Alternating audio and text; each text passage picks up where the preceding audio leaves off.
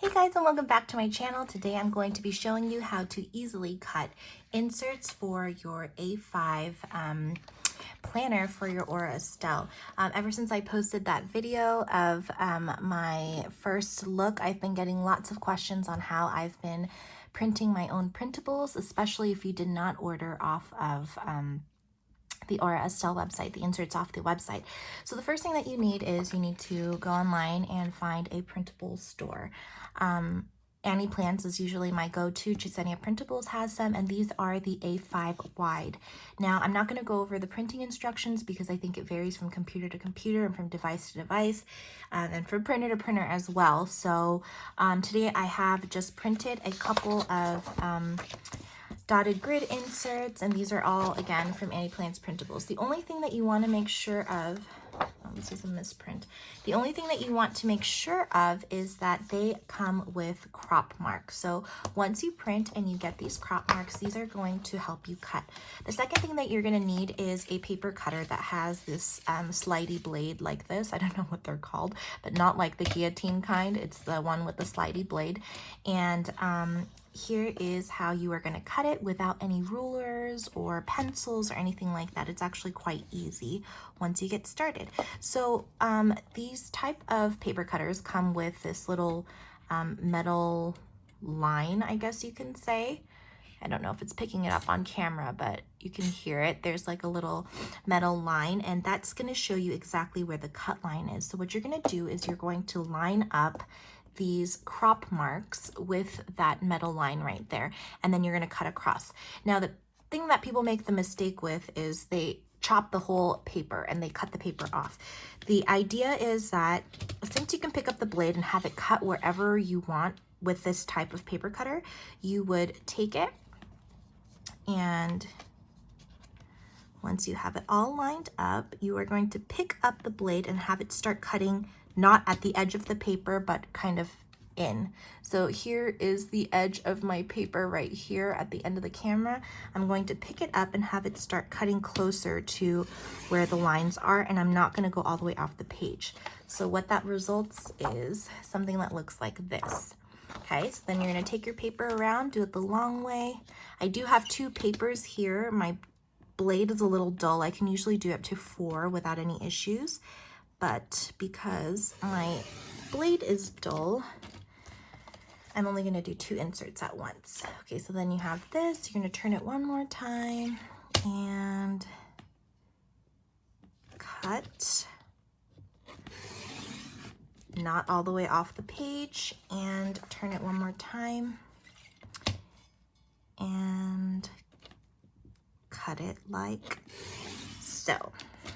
Okay, so that leaves you with this little excess paper that looks like this. Really easy to throw away, and your inserts are perfect.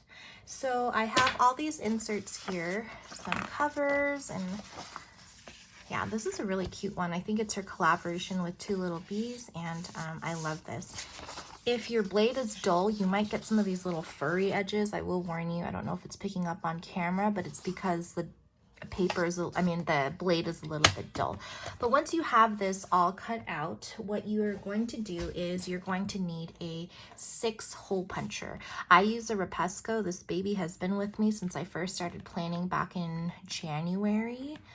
And it's great because you can use it for all different sizes. So I use this for my pocket, my A6 rings, B6 even fits in here, and it goes all the way up to A5 as well. So the first thing that you will notice is that when you take a look at your Rapesco, it'll say A5. And so how this one works, if you guys don't have one at home, is that they slide and click to where it's supposed to be. So what I did was I clicked all the way to A5, and what I did was I like extended this, and you know, just the same way that you would normally punch, and I stuck it in here, I measured it, and then I punched it. Don't do that because you're not going to get the right measurement. So what you're going to do is I will take this insert.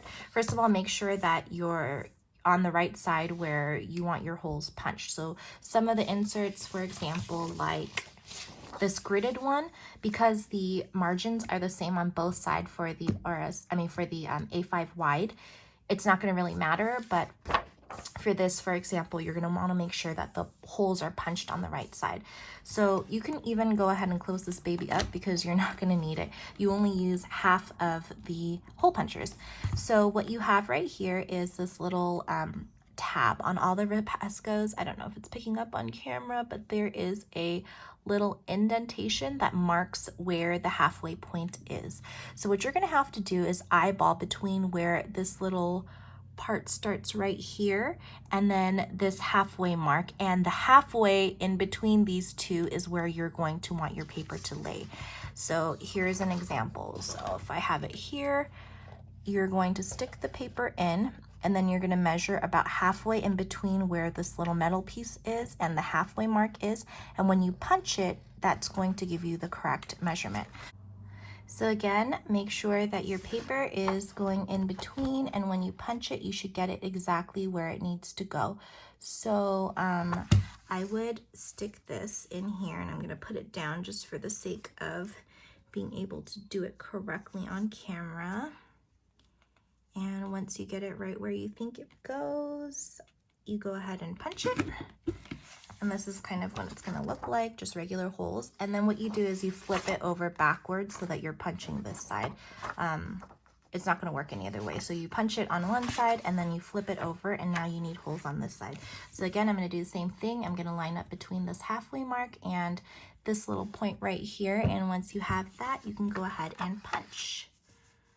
You can do multiple papers at a time. I'm kind of scared of messing up on camera when I'm doing a tutorial, so I'm just doing one. And you get the punch marks just like that. Then you want to go ahead and test it out, and I hope that on camera it's going to be done correctly. I have been eyeballing it, and I know I should mark it, but I can't find my permanent marker, so bear with me. These are some of the inserts that I already did, and let's see if it's gonna fit. I think it will. And it does, it's perfect. So that is how you punch your A5 inserts. These are in the wide, but even with the A5 regular, I think she just extends it more this way. So that's how I punched all the inserts in my Aura Estelle. I hope this video was helpful. If it was, please give it a thumbs up and subscribe, and I will see you all next time. Bye!